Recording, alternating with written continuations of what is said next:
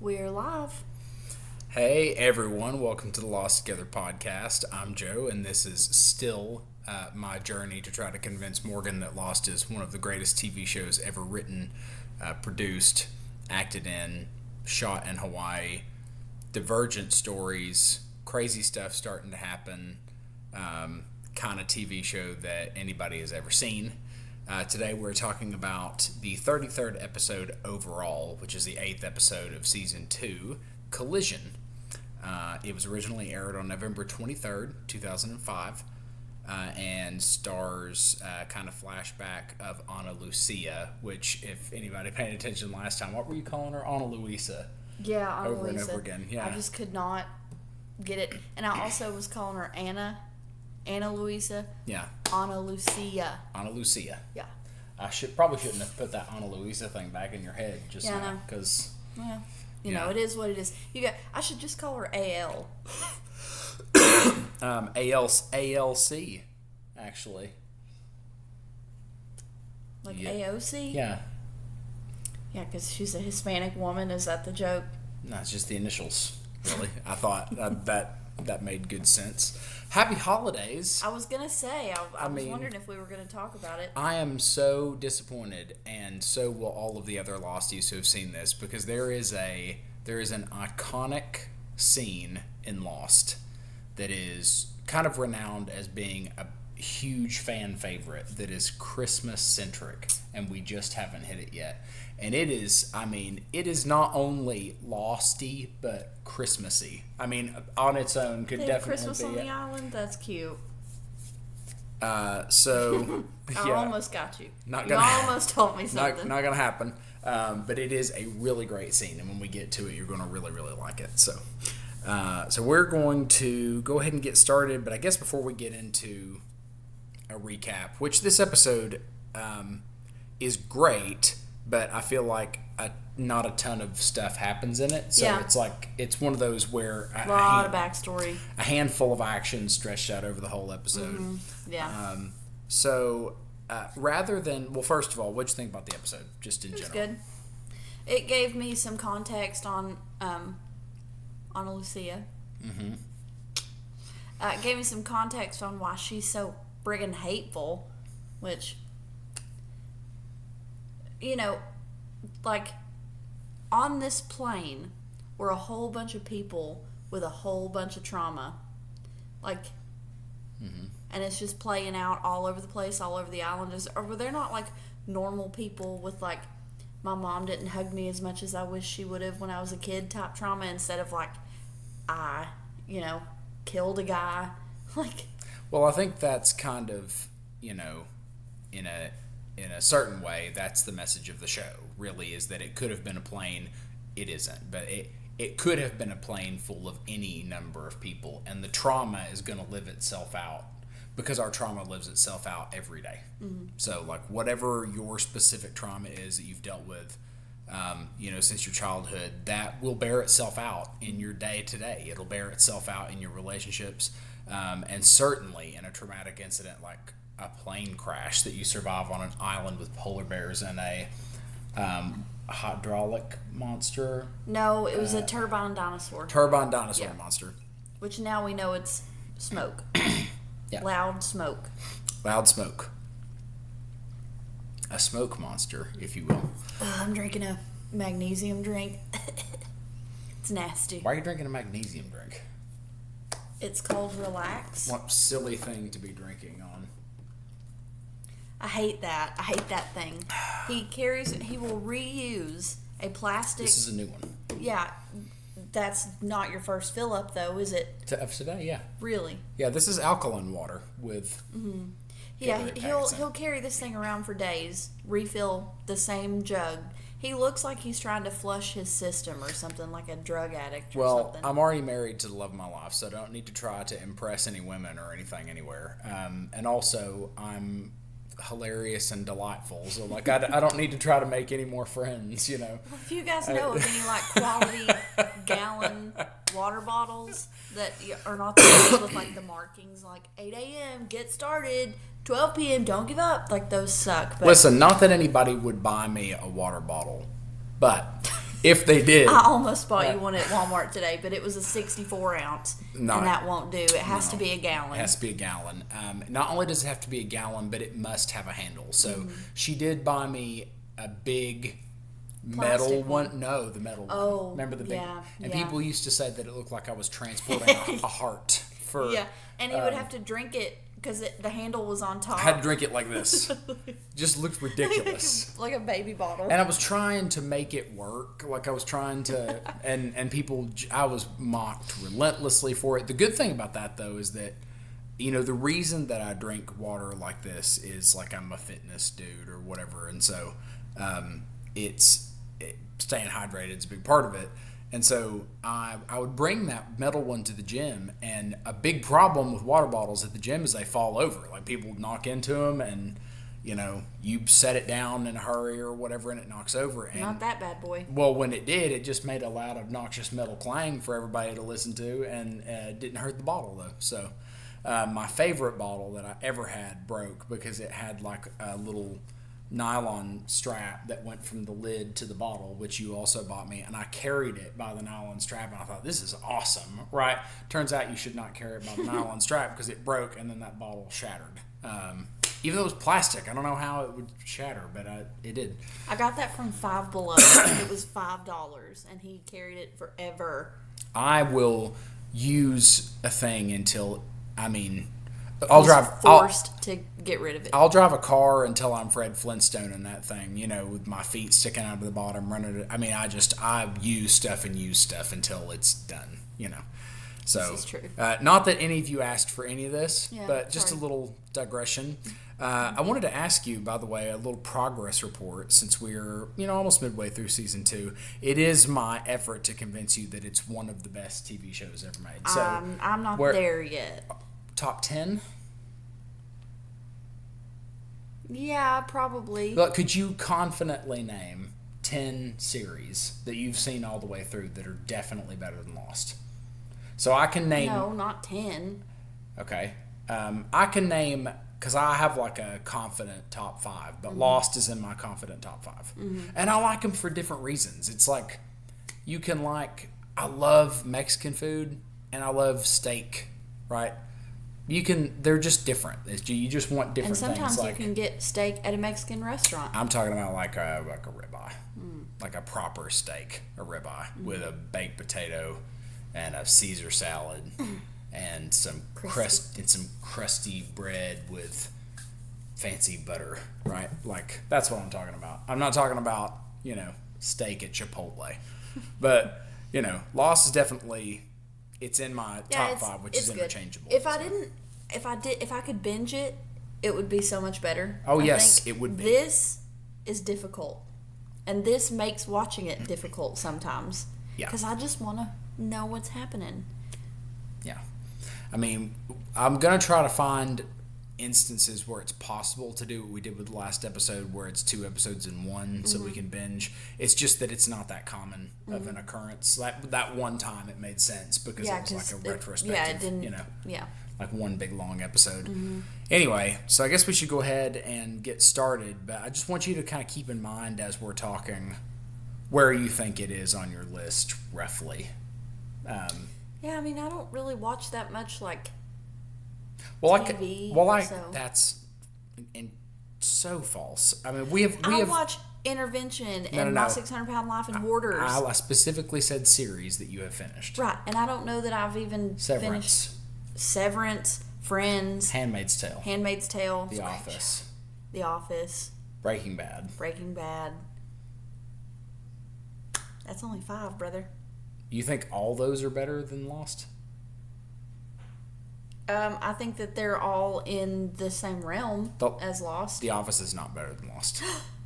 It isn't. I love The Office. Now, I'll tell you, love The Office. I do love The Office, but it's not better than Lost, and I can confidently tell you it's not better than Lost because Lost doesn't have a bad season.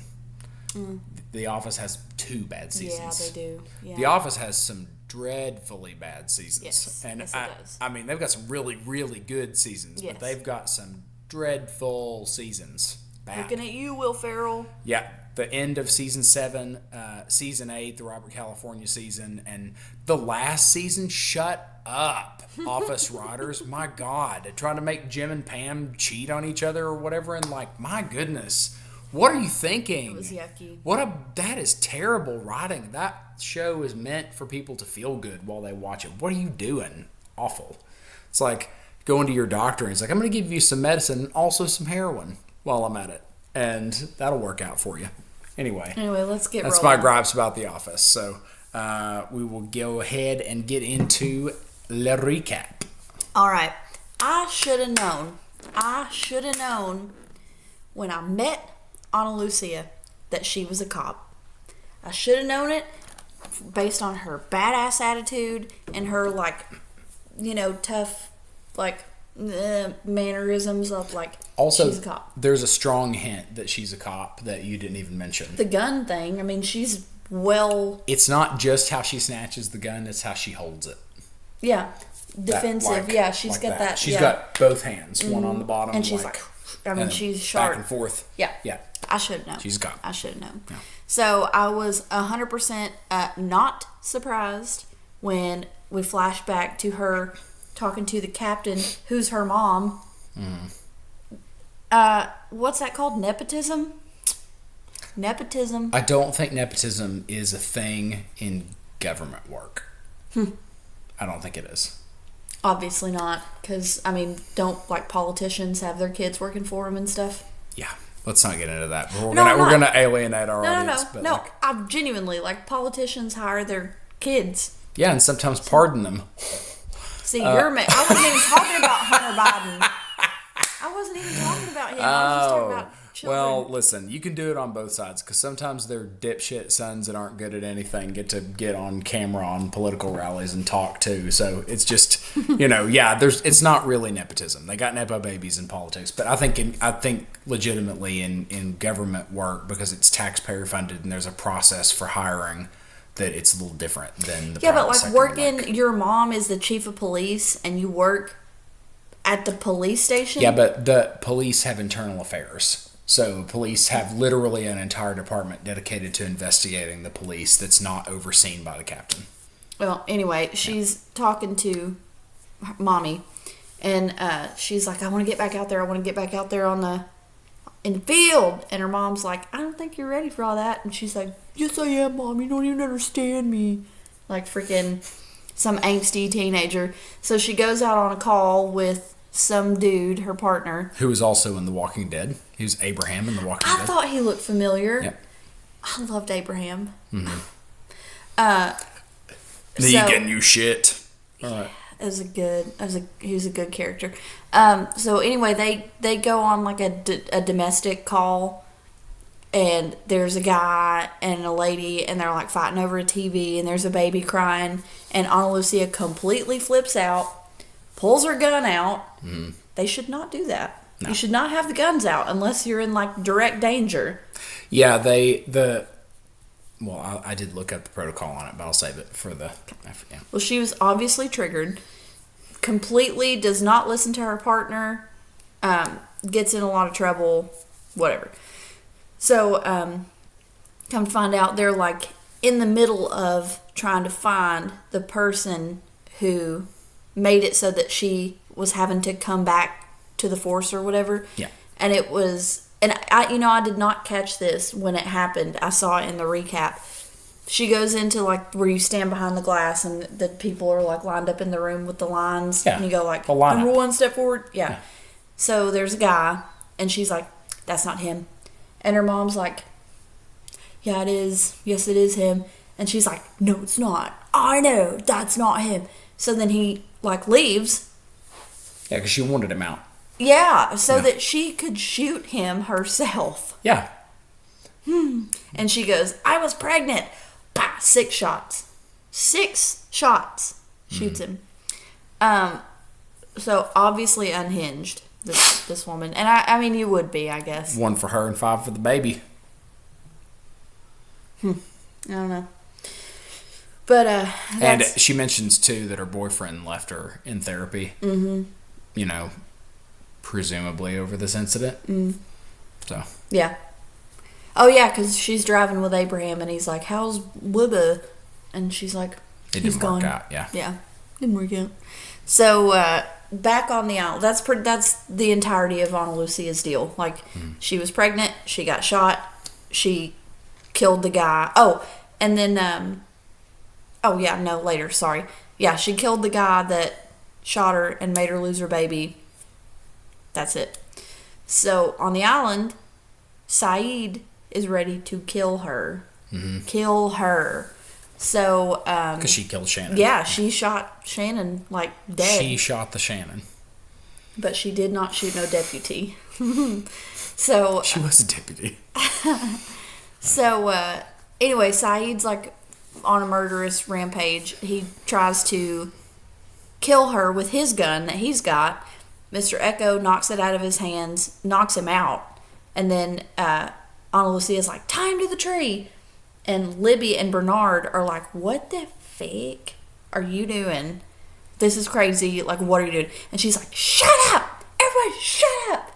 She's pissed. I mean, just completely losing her mind, freaking out. And then Mr. Echo is like, I got to get Sawyer to the camp. Because they're pretty close. Yeah, they're close. They're pretty close. Yeah. So he's like, I got to take Sawyer to the camp. I got to go. They're like a mile out. Yeah. From camp. Yeah. Close, so. Yeah. So then Michael is like, I'm going to the camp. Like, I'm going to go. And she's like, nobody's going anywhere. Nobody's going anywhere. So eventually she tells Michael he can go back to the camp, but he has to come back and he has to bring ammunition, guns, food, and clothes. Shit for her. Yeah. Because she's going to go be on her own. Much like Saeed did when he tortured Sawyer. Interesting. Yeah. These poor, what would you call them? Agents of, I don't know, physical harm to others. Like, violence? Yeah, that's the word. It's like, what are you going for? Violence. That was really hard. I have agents of physical harm to other people. Intentionally. Yeah. So, Violence. Yeah. So anyway, Jack and Kate are down in the hatch, and they're having some pseudo-romantic moment. They're really bonding. There's a lot of good stuff going on. Here comes Sawyer, half dead. They carry him in, and Jack's like, he just cannot get it with Kate. He just, every time, here comes Sawyer, and now he's done. So Jack has to be a doctor and tells Kate to go get medicine. So she does, and she comes back, and Jack is trying to get his fever down. He's like pouring water on him and shit. Sawyer is fighting. He's like unconscious, but he's, fighting back. He starts having like a seizure because his fever's so high. And then Jack is like, if he doesn't take these pills, like, it's going to be really bad. Kate goes like, let me talk to him. So she cuddles up, puts his head in her lap, cradles him like a little baby, and she's whispering sweet nothings like, Sawyer, you got to take the medicine or you're not going to get better. So then, of course, he takes some medicine. And Jack says, I missed that part in med school. Yeah, he's like... Yeah, and then Jack also mentions that Sawyer is septic at this point. Yeah, he is going to die.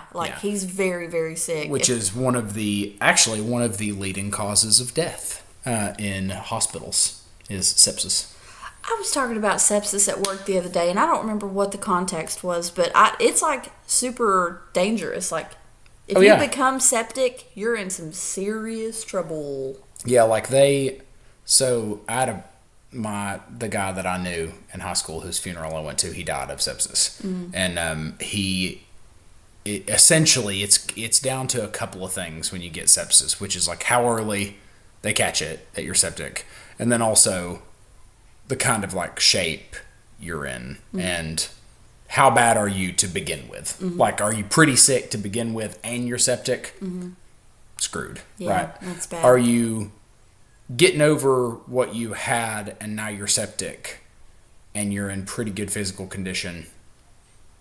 50-50. And right? Sepsis is like bacteria in the blood, right? Yeah.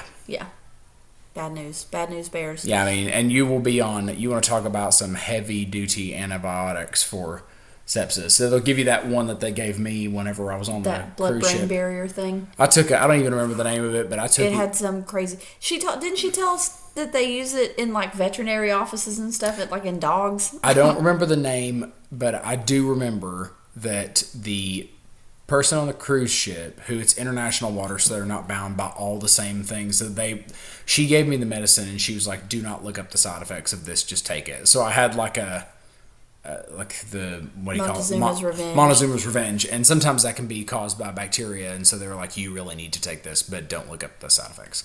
So I did not look up the side effects. I just took it, and it breaches. That is the only antibiotic that breaches the blood-brain barrier. So basically, a lot of medicine that you take will not touch your brain. Essentially, like there's a barrier there to keep it from happening. This will affect your brain, and I took 4 wrong turns on the drive to work because I did not know that it causes disorientation while I was driving. Miraculously, I made it home after learning that. He was like, "I am not okay." I was seriously. Like, I'm like, what? I am not good, right? And so that is the kind of antibiotic you'll be on for sepsis because it's got to be. It's a full body experience, yeah. and it's strong, and it's probably more than one antibiotic too. Yeah. So your gut will have 0 bacteria in it at the end of it. And they're treating Sawyer with like an antibiotic Ibuprofen. that you take. No, it's an antibiotic, but it's an antibiotic that I looked it up. I don't even remember the name of it now, but while we were watching it, it's essentially used to treat like strep and stuff. So they're just hoping for the best, really. Well, that's all you can do. But we luckily are on an island with healing properties, so Thank God.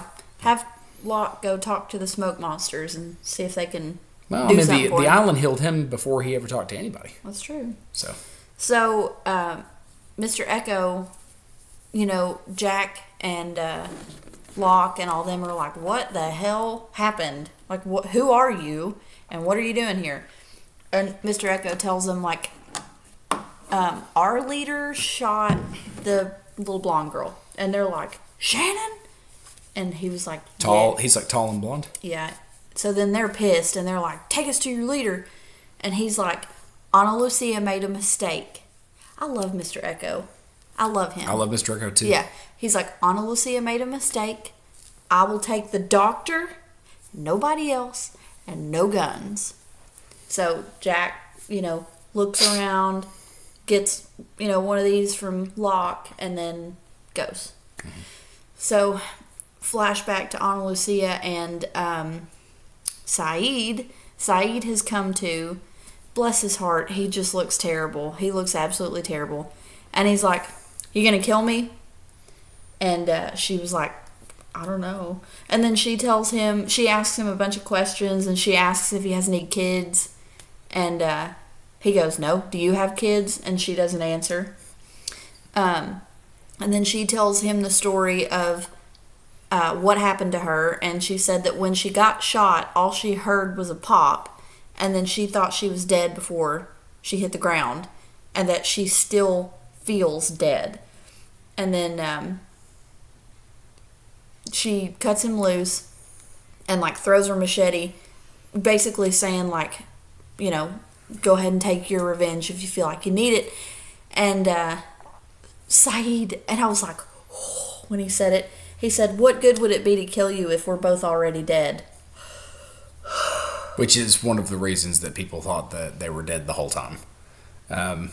Yeah, they're dead inside. That's what he means. No, I know, but while the show was going on, it was like a piece of people going like, "See?" Yeah, no, they're emotionally dead. They are emotionally dead. So then he, walks right past her and walks over to Shannon's bloody body and gingerly picks her up and starts walking back to the camp. And, sorry, something is in my eye. He comes back to the camp. Bernard and Libby and Jen and Michael have all, gone back to the camp also. And Jen and Son are finally reunited, and it's so cute and sweet. And Rose and Bernard, such a beautiful reunion. Just absolutely so good. I was like, yay! And then poor Saeed has got, Shannon's dead body. So, very sad. And then, of course, Ana Lucia and Jack Ana Lucia's like hiding in the trees, like looking like this through the leaves, and Jack sees her and he's pissed, obviously. And that's that. That's the episode. Yeah. I don't think I missed anything. I immediately thought in the scene with Saeed and Ana Lucia that it reminded me very much of a famous scene from another one of my favorite shows. Is there a retribution moment in Breaking Bad? No, but there was a moment in season 1 where Walter has Crazy 8 tied up in a basement downstairs. Oh, yeah. Because he's knocked out, and he starts asking Crazy 8 all these questions, basically to give him a reason to spare him. To spare him. He wants to spare him. Like, you know, and Ana Lucia's asking Saeed questions for the same reason, basically. Like, you know, she doesn't know what she's going to do. Yeah. But she didn't have any reason to kill him other than he wanted to kill her. Exactly. Like, so then what are you looking for reasons to spare him? Because she wants to think that he's not going to kill her whenever she unties him. He could have literally been the leader of a monastery in his past life. But he just watched you shoot his girlfriend. Like, you're in trouble, buddy. Well, she obviously is haunted by her own, like, where she murdered that guy who actually deserved it. Yeah. Right? Yeah. Much less somebody that didn't deserve it as an accident. Yes. You know, she was, you know. Accidents happen. So, as Mr. Echo said. And, you know, she has been deeply traumatized by... That whole section of the plane got the shit end of the stick. As far as, like, where they were. They had all them damn kids. The others were coming and taking a whole bunch of people. And she's the de facto leader, and she has no idea what the hell's going on. So, what would you do? What would I do if I were her? Yeah. In which scenario? Saeed's tied up. You've killed his girlfriend. And if you let him go, he's going to kill you. You know that you killed her by accident. I would just ask him to just shoot me in the head. Like, don't shoot me anywhere else. And don't cut me up with that machete. Just, like, if you're going to kill me, just give me one quick one to the dome. I do not believe that. Like, because... I can't leave him there. Yeah, but self-preservation would take over. You know you're getting killed if he, like, you know, or you would at least suspect it, right? And that's why you're asking all those questions. You suspect. Well, guess what else is going to happen? If I leave him there and he dies, now I've killed 2 people. 3. Shannon, in this case, the guy that shot her and Saeed. Oh, no, I'm talking about just the island. Yeah. If she leaves Saeed tied up, that means she's killed 2 people from the other camp. So even if Saeed doesn't kill her, now she's going to have a whole half of the plane gunning for her because she's killing their people. So she's kind of dead either way. Yeah, I think I would. You'd leave him? I think I would do what she was originally planning to do, which is like, I've got a gun, right? Give me the supplies that you're bringing back. You know, you need to give me a head start because if I see somebody again, I'm shooting, right? So, like, I will go and live on my own or whatever, but, like, hey, I'm sorry about what happened. I don't want to kill you, right? And I don't want you to kill me. And I'm going to be honest, self-preservation would happen for me. I would be like, I would rather go try to live it out on my own than get killed here over an stick accident. That machete in the ground in such a way that Saeed has an opportunity to cut himself free. Well, she knows they're coming back at this point. Like, they're going to come back. So, like, you're going to come back and, like, you got my stuff? Because, like, once I get my stuff, I'll be out, right? And you can untie him, y'all do what you need to do. But, like, I'm not going to let him go. Yeah, but, you know, she did. I know, but I wouldn't. Yeah. I just wouldn't. I mean, I probably wouldn't either, but... No, I don't think so. Yeah. Because your answer is different. Because he says, you ask him, do you have kids? He says no. And he says, do you have kids? Yeah. You say, yeah.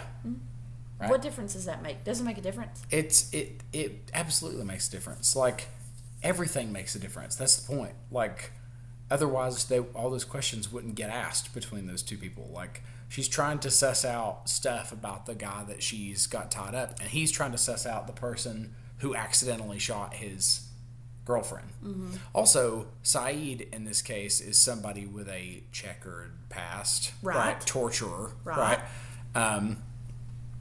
Who, you know, if you've got enough self-loathing, you may actually understand. It's like, look, I mean, you're still going to be pissed, but it's like, man, maybe this really was an accident, you know, and they're just trying to suss all that out, you know.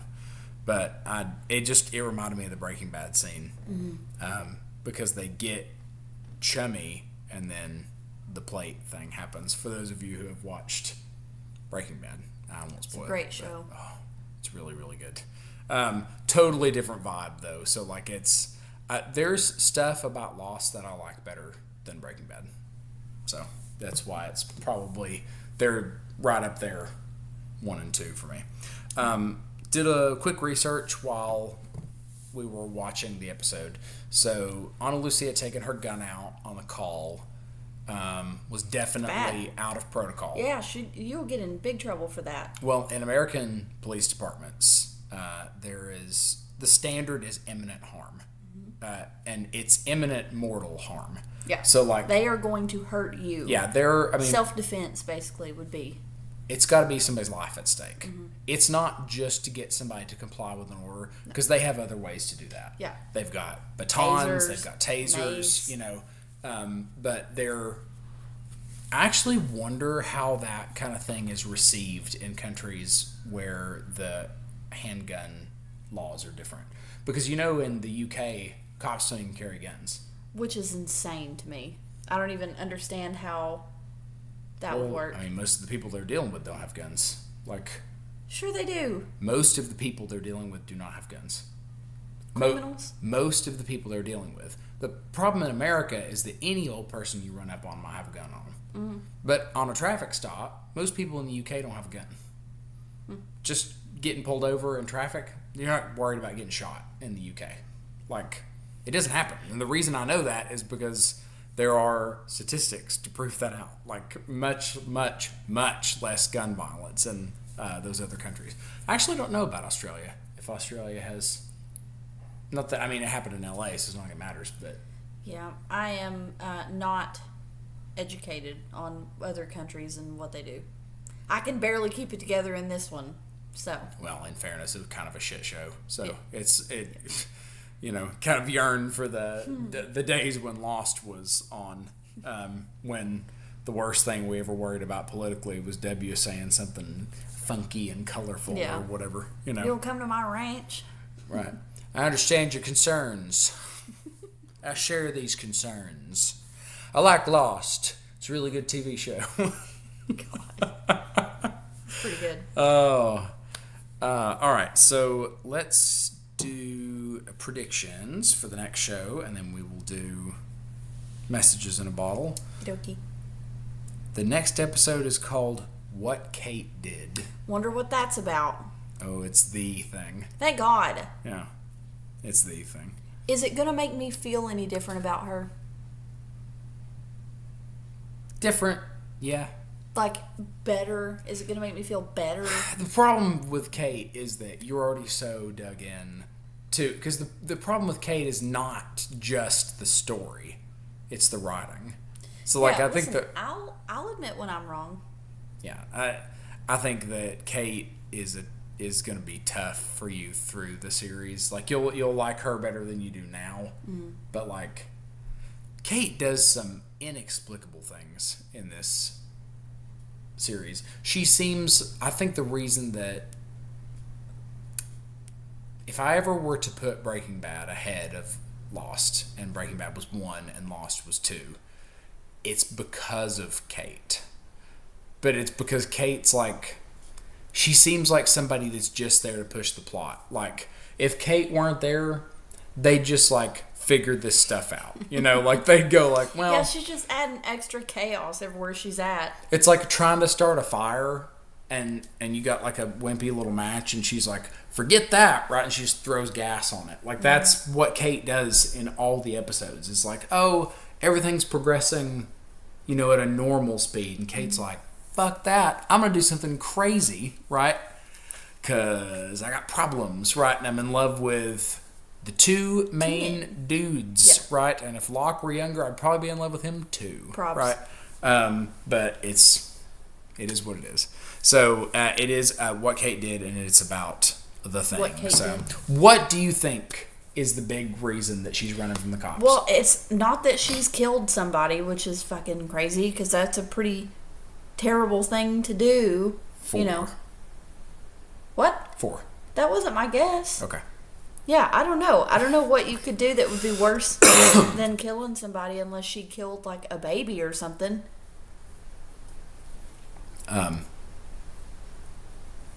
Anyway. Still a 4. Still a 4. Any other predictions about the island as a whole? Like, the show, like any kind of bigger themes, anything emerging that you... No, I mean, I'd like to, I'm ready to know more about the Dharma Initiative and all that shit, and, Rousseau. Where is she? We've not seen her in a minute. Where Rousseau? is she? Yeah. She's... Where is she? I don't know. I have no idea. But she, has been on that island for a very long time. I would like to know what she has experienced. That kind of stuff. I don't know if I ever will get to know that. But yeah, I mean, obviously this island is the site of some kind of government training. And maybe it's like on a polar vortex or some shit where, it's already just like naturally high magnetism or whatever. And so it's just a special place that the government found and wants to put polar bears on it. Special place, I'll give a 23. Oh, by the way, we played the lottery, and we played The numbers. 4, 8, 15, 16, 23, but we couldn't play 42 for the Powerball. Yeah. Or the Mega Millions. Mega Millions. Yeah. We didn't win. We didn't win. It's never going to be those numbers. So, all right. So, messages in a bottle. I wanted to keep the episode kind of short because there's some stuff in messages in a bottle. All right. So, from Greg. Do you think Greg's our number 1 fan? 100%. I think so, Absolutely. too. Yeah.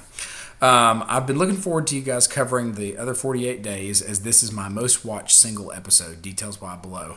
So, the other 48 days, his most watched single episode. Really? I thought that one didn't have very much going on in it. That was where it was literally like them traveling. Yeah. Yeah. Well, no, it's the whole 48 days leading up to that. Oh. So, it's the tail section okay. of people's Yes, 48 when days. the others are coming. Okay. Yeah. Never mind. Sorry. Getting sad about Shannon dying. Morgan, she was set up to be killed early on in the series, hence the whole shallow, annoying, irredeemable Paris Hilton persona. Yeah, and then right at the end, they made me feel for her, and then they were like, pow. But this changed when Naveen Andrews, Saeed, who held great sway as he came into the production as a somewhat big-name movie star, coerced the writers into making her his love interest, which is why she survived as long as she did. Joe, your explanation of the difference between a psychologist and a clinical psychologist was interesting, as I didn't know this about the U.S. mental health system. In Australia, and I suspect in many other countries too, the difference is that a clinical psychologist is a regular psychologist with a specialization via postgrad, and in at least one key area, no clinical psychologist here can prescribe medications without a medical degree, aka becoming a psychiatrist. So in the U.S., clinical psychologist and psychiatrist are used interchangeably. So, like, you can prescribe medication as a clinical psychologist. Technically speaking, you're right. It would be called a psychiatrist. So, it's like a psychiatry degree. So, those are people that can prescribe medication.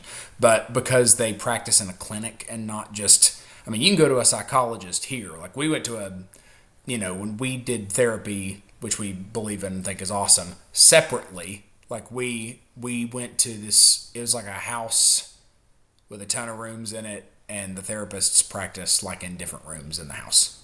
Like, it's hardly a clinic. You know what I mean? You talking about at Ebenezer? Yeah. Yeah. Just a plug there for Sorry. the folks at the... I was like, what the hell are you talking about? Yeah. It was an office. It wasn't a house. It was a house. It was repurposed. Yeah. But it's so clinical psychiatrist, interchangeable here. The other 48 days, I can't remember exactly how this happened, but about 12 years ago, I found myself in the rabbit hole that is this episode for multiple reasons. Literally watched it frame by frame, mostly because of the character of Nathan and whether he is an other. I argue there's something he's hiding, and it all revolves around the well-established storytelling device called the Lost Canada Deception. I posted about it in the group before, but I've got a below redacted screenshot, so nothing is spoiled for Morgan. Joe will tag you in the full original post so you can read it. In short, whenever Canada is mentioned, it's always indicative of deception. So either Nathan is Canadian and therefore the only real one in all 6 seasons of Lost, or there's something else going on. Joe, if you'd like to read my forensic examination on the topic, here's the link. But Morgan, don't look just yet as it's filled with spoilers. So the Canada thing, news to me. Like that is something I never picked up on. And so I am now going to be looking out for that. So thank you. And that is my kind of shit. So I'm going to be like definitely paying attention to anything. I will be looking for Canadian stuff like a hawk for the rest of this Canadian show. Bacon? Maple leaf? Is that a red maple leaf somewhere? Like, oh, funny Canada thing. I don't know if y'all know this, right? Because now I'm guessing you've never actually said directly, but based on some context clues, I guess you're from Australia. This is an actual thing in the United States. So it is a tip that if we are traveling internationally, that we should put Canadian shit on our luggage. All right, and that is because Canadians are better liked than Americans abroad. And so your stuff is less likely to get messed with, especially in Europe, if you've got Canadian shit all over your bags. So like stickers? Yeah, like the maple leaf, like or like Canadian hockey teams, or just like make it look like you're from Canada. Because a lot of Americans could be mistaken for Canadians. We couldn't because of our accent, right? But lots of Americans, especially up north, New York, Minnesota, those places, like could be mistaken for Canadians. And Americans have a notorious reputation in tourism. Yeah. And it is well earned. And I just want my international audience to know that I take no offense to any stereotypes about Americans. Yeah. Because I know that American tourists suck because I served American tourists in America, and I'm well aware of how much they suck. And I'm so sorry for any of them that visited your countries and did anything American in those countries.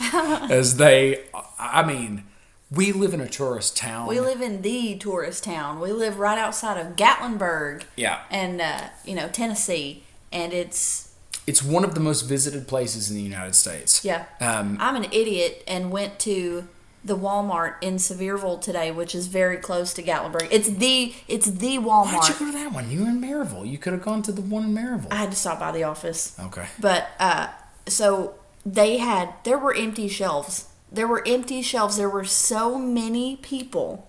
And I don't know why. Why aren't they going home? I guess they're here for New Year's. People are coming to stay in cabins and see bears and shit for the New Year. You guys might have heard of the Space Needle up in Seattle. And then also, like, there's a ball drop in New York City. We have a Space Needle in Gatlinburg. And a ball drop at the Space Needle. It's a lot of fun. It really is. It's a lot of fun. Yeah, it is like a quarter the size of the actual Space Needle. Oh my God. It's tiny. Yeah. But we do have that if you ever want to visit. Gatlinburg is a beautiful place. It really is. Sevierville, Pigeon Forge, it's all beautiful. But there's too many mother effing people here right now. Don't come. I literally hosted for a while, I think I've mentioned this once or twice on here, a friend of mine from Australia who came and like kind of saw the sights around here, and I'll never forget taking him around to restaurants and him just being astonished at the portion sizes. Didn't you take him to Cracker Barrel?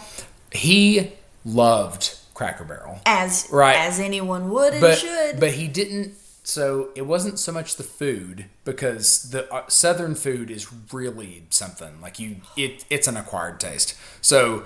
It is, because the fat content in Southern food is mental, right? Like it is insane. Like one of our favorite breakfast dishes is a dish called gravy and biscuits, and there's so much fat in it you wouldn't believe it. Just like if you actually measured the fat content, it is obscene. It's like 100 grams of fat per serving or something. It's crazy, Who right? cares about that? It is, the gravy is just lard and sausage. Yeah, I mean, you take the sausage, you cook it, you take the sausage out, you leave the oil in the pan, add a little butter, throw some flour in there, brown it up, put some milk in, done. Gravy. Delicious. And my mama used to specifically make that with Crisco. I don't like the flavor with Crisco. So it, and now Morgan has taken up making that. Otherwise, I would be 30 pounds lighter because I eat gravy and biscuits a couple of times a year and then end up with a little weight. So It's the holidays. Yeah. We've all gained a little weight. It's fine. A little bit. I do around the holidays every year, and then she'll tell you reliably I'll cut like 25 pounds in the next 2 months or something. You'll notice on camera it'll drop. My face will get skinny and stuff. Like it'll be crazy every single January. But so we couldn't pass for Canadian, but lots of Americans can, and it's just a travel tip to put Canadian stuff on your luggage so that I never heard of that. Europeans won't mess with it because Americans. Why would they? That's nuts. Because Americans go to Europe and then they do that shit that we do here, where they go, well, I'm paying $50 for this hotel room. I don't know where you get a hotel room for $50, but let's. Yeah, I don't either. I'm paying $200. $200 for this hotel room. And that means that if I see a server, I can spit on them because they didn't smile at me properly or whatever. Entitled, I'm going to get hosed by any Americans in the comment sections. But search your feelings, y'all. You know it to be true. We suck as tourists, and we could be a lot nicer to service people. I think you're being, that is a gross generalization. It's not a gross generalization. I actually think it's supported by surveys and longitudinal data. But, whatever. Do we have any more messages in the box? Josh Coveney, great recap. The way the other 48 days dovetails with the previous and next episode is brilliant. Mm-hmm. Really wanted to make that work since we binged 2 episodes and I felt bad about it. So thank you for that. Daniel Shepard. Disappointed with this false advertising from YouTube. You promised me you discuss these people. It's Steve Irwin and Rose. Rose. I don't know who Rose is. Yeah, you do. She's the girl from Apate. Oh my God. Yeah, that's her. Okay, and I think that Steve Irwin got promoted on that because of my poor attempts at An Australian accent. Arnar. That's that. Shannon. I would love to, man. But I love people from other countries doing American accents. It's very funny. It's one of my favorite things on YouTube. It's very good. Usually they're okay at it, so especially the Southern accent, since it's so easy to mimic. Matt J. Lewis said, "Well done again. The only thing I wished you'd covered is the incredible crash scene at the start of the other 48 days. The fact they showed the entire crash, along with the dramatic way it was filmed, including the screen going black when a plane chair hits the camera, I thought was spectacular." It was well shot. Agreed. Mm-hmm. And you don't, because you kind of wake up in the middle of it, because you wake up with Jack, who's out in the woods. You don't actually see the plane crash for the other one, so that's a good call out. Mm-hmm. And we don't get that here. Like, we get the actual plane crash, and then and it's horrible. It's kind of scary to watch. Seeing it sinking in the water and all that, people screaming. It was a little too real for me. Yeah. So, good feedback. Yes, thank you. So that is it. So we're going to now go find out what Kate did. I'm very excited for Morgan's reaction to this. And for y'all to hear Morgan's reaction to this, as I'm sure she will be entirely underwhelmed at. But it's a big moment.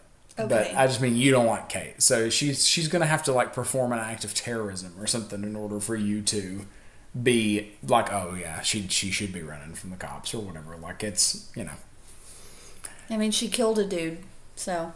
Yeah. And then the thing. And she's like a thief.